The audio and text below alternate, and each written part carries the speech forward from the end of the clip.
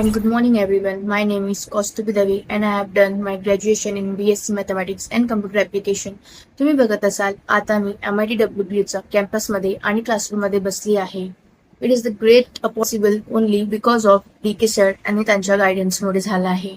मी 3 वर्ष for mathematics आणि 2 वर्ष फॉर कम्प्युटर ॲप्लिकेशनसाठी DK मॅथ्स अकॅडमीला होती. सरांच्या बेसिक ट्रिक्स फ्रॉम बेसिक जे सर शिकवतात त्याच्यामुळे मला मॅथमॅटिक्समध्ये इंटरेस्ट जनरेट झालं आणि मी डिसाईड केलं की मला मॅथमॅटिक्समध्ये PhD आणि MSc करायचं आहे. तर आता मी MITWBUला for MSc mathematics and data सायन्ससाठी ॲडमिशन घेतली आहे. It is great opportunity to study here at this very big university and campus.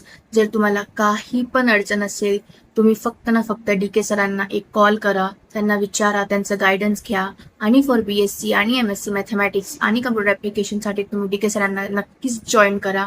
सरांचं जे हेल्प असते, सर जे मोटिवेट करतात आपल्याला, सर एकदम बेसिक्सपासून शिकवतात, सर नेहमी तत्पर असतात तुम्हाला फॉर हायर स्टडीजला जाऊ देण्यासाठी. सर उत्सुक असतात, सर तुम्हाला गायडन्स देणार, सर तुम्हाला खूप चांगल्याने शिकवणार फ्रॉम बेसिक्स की तुम्हाला मॅथ्स एकदम सोपी वाटणार. सगळ्यांना मॅथ्सची भीती वाटत असते हे मला माहिती आहे.